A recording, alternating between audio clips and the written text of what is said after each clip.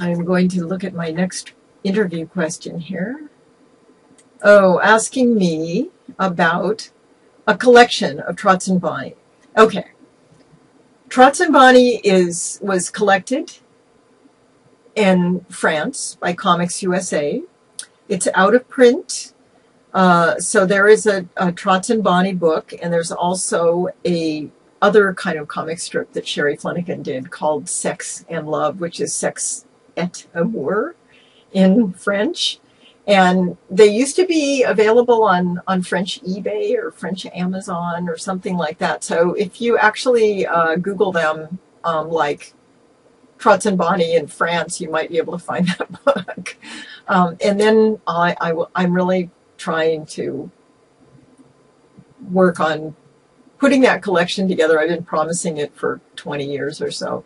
So I apologize to everyone who's been asking about it, and thank you for caring.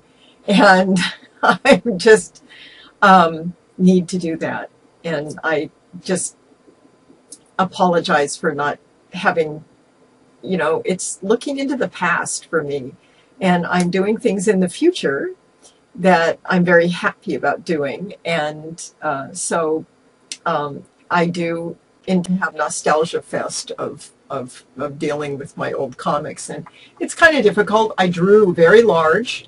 And so scanning is an issue. And people have heard me talk about this. There's some technical things that make it not so easy, and the comics in the Lampoon were, if you look at the pages, they're kind of dotty and the lines not very nice. So it's kind of hard to use those. So technical stuff, I love it. I love to talk about the technical stuff.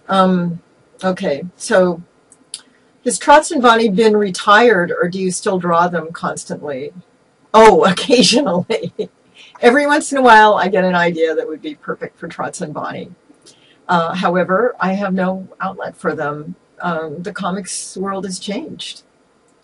It's always been a crapshoot in terms of becoming very wealthy from your comic, which how many people? Maybe that many have.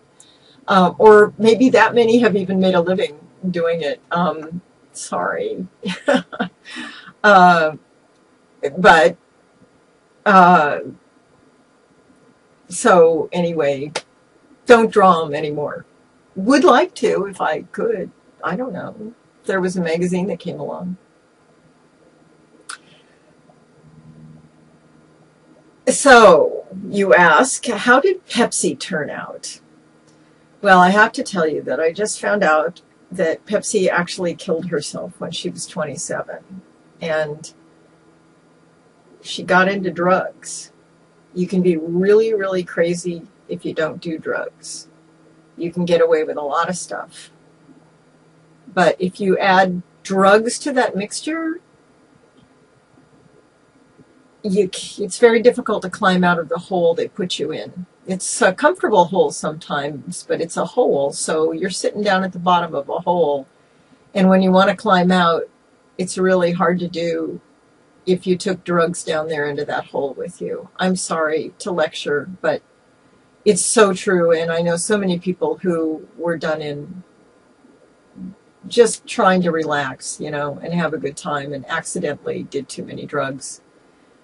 And so I feel really bad about Pepsi. I just found out about her recently.